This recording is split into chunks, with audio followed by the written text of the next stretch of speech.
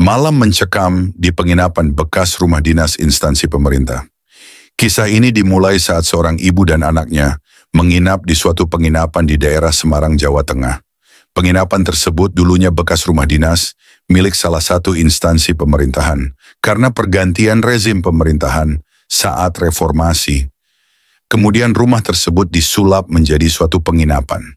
Ibu tersebut sedang mengantarkan anaknya yang sedang ikut turnamen golf. Mereka berangkat dari Jakarta saat sampai di kota Semarang, hari sudah menjelang sore. Saat itu si ibu memutuskan untuk menginap di bekas perumahan instansi pemerintahan tersebut. Saat menjelang badai Isya, sang anak tertidur pulas. Karena memang perjalanan dari Jakarta Semarang dengan kereta api cukup melelahkan. Di samping itu si anak harus mempersiapkan dirinya sebaik mungkin untuk mengikuti turnamen di keesokan harinya. Saat si anak tertidur, si ibu selalu membiasakan dirinya selesai sholat Isya membaca kitab suci Al-Quran. Saat si ibu sedang melantunkan ayat-ayat suci Al-Quran, tiba-tiba ia dikagetkan dengan teriakan anaknya yang sedang tidur. Anak tersebut terbangun sambil memanggil nama ibunya. Ibunya pun berlari sambil berusaha mendekati si anaknya. "Kenapa, nak?" tanya si ibu sambil berkata terbata-bata. Si anak menjawab, "Bu, tadi aku bermimpi aku bertemu dengan seorang nenek-nenek dengan wajah menyeramkan dan kita disuruh pergi dari tempat ini. Katanya dia merasa terganggu dengan keberadaan kita, terutama ibu." "Ah, sudahlah nak, itu hanya mimpi. Kamu tidur aja lagi, biar ibu mengajinya di sampingmu saja. Karena esok hari kamu harus benar-benar tampil dengan stamina yang baik," kata si ibunya. Si anak pun kembali tertidur. Ibunya pun berpindah ke tempat tidur si anaknya. Karena di kamar tersebut memang tersedia 2 tempat tidur. Ibunya pun melanjutkan membaca Al-Quran di samping anaknya. Setelah beberapa lama melantunkan ayat-ayat suci Al-Quran, tiba-tiba terdengar suara dentuman keras persis di atas kepala si ibunya. Si ibu pun terperanjat dan sempat berhenti melantunkan ayat-ayat suci Al-Quran. Setelah ia lihat di sekelilingnya tidak terjadi apa-apa dan anaknya tampak masih tertidur pulas, ia pun berusaha melanjutkan membaca Al-Quran. Tidak beberapa lama terdengar kembali suara-suara gaduh yang cukup mengganggu si ibunya. Si ibu pun berusaha menghentikan bacaan Al-Qurannya, seraya beranjak melihat keluar dari jendela. Tapi di luar tampak suasana sangat lengang dan sepi. Tidak satu orang pun yang melakukan kegiatan yang bisa membuat kegaduhan. Ia pun kembali ke tempat tidur anaknya dan melanjutkan membaca Al-Quran. Tiba-tiba persis di telinganya, ia mendengar suara mengeram yang sangat menakutkan. "Keluarlah kamu dari tempat ini, kalau tidak anakmu. Si ibu pun terperanjat, sontak ia pun semakin meninggikan suaranya dalam membaca Al-Quran. Tapi suara misterius itu semakin bertambah gaduh dan sangat menakutkan. Tiba-tiba si anak terbangun, berteriak memanggil ibunya sambil memeluknya. Ibunya pun memeluknya erat-erat, usaha menenangkan anaknya. Sambil berdoa lirih, "Ya Allah, tolonglah hambamu yang lemah ini dari segala macam gangguan-gangguan makhlukmu yang tidak kasat mata." Si ibu pun langsung berucap dengan nada suara setengah tinggi, "Hai siapapun kalian, keberadaanku dan anakku di sini tidak akan mengganggu keberadaan kalian.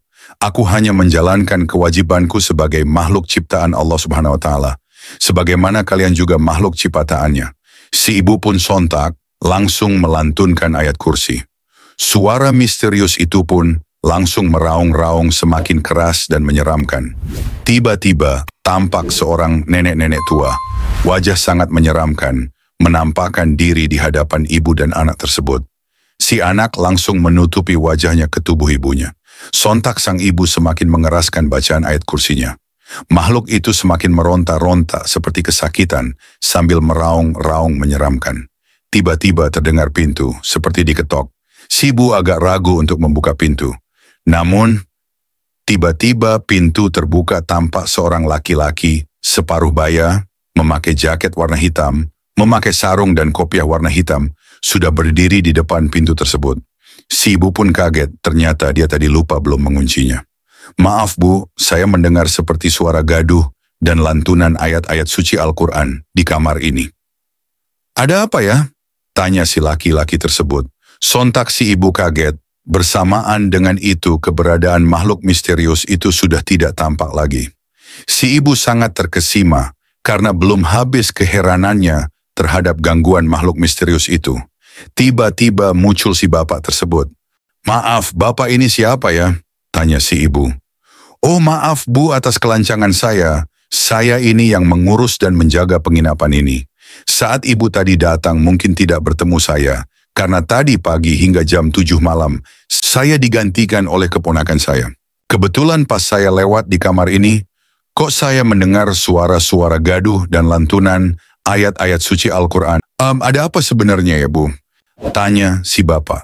Si ibu pun mempersilahkan si bapak untuk masuk, pintu tetap dibiarkan terbuka oleh si ibu. "Jadi begini ceritanya pak, saat Bada Isa saya memang selalu membiasakan diri untuk membaca Al-Quran.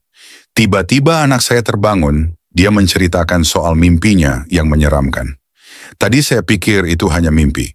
Saya pun terus melanjutkan membaca Al-Quran di samping anak saya.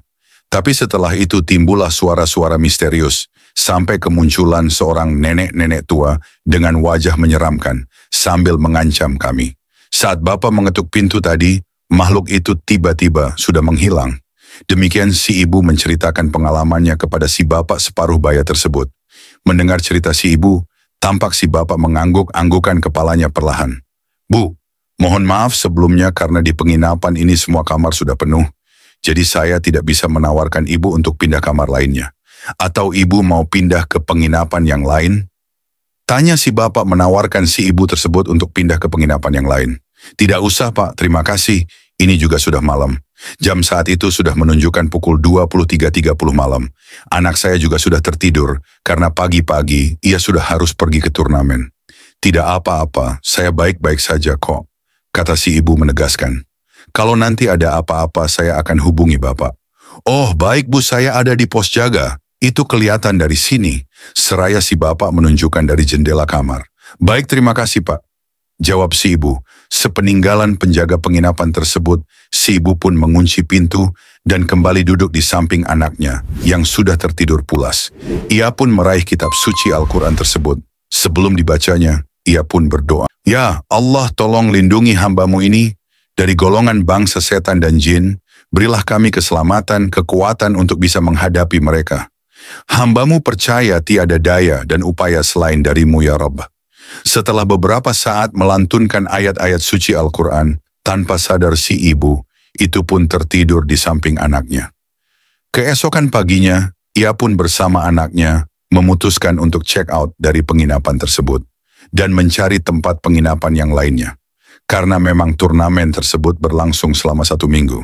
Saat ia menuju lobi untuk menyelesaikan administrasi pembayarannya, mereka melewati pos penjagaan. Si ibu pun menyempatkan untuk menemui bapak separuh baya yang tadi malam sempat berusaha untuk membantu mereka. Walaupun hanya sekedar ucapan terima kasih. "Ada apa ya bu?"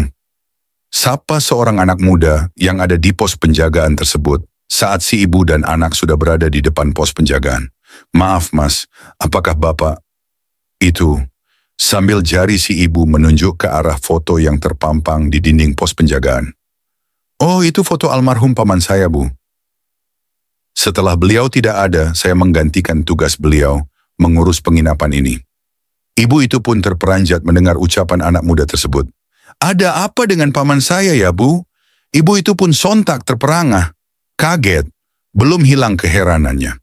Jadi yang semalam datang itu, gumam ibu itu lirih hampir tak terdengar. "Oh maaf Pak, tidak apa-apa kok.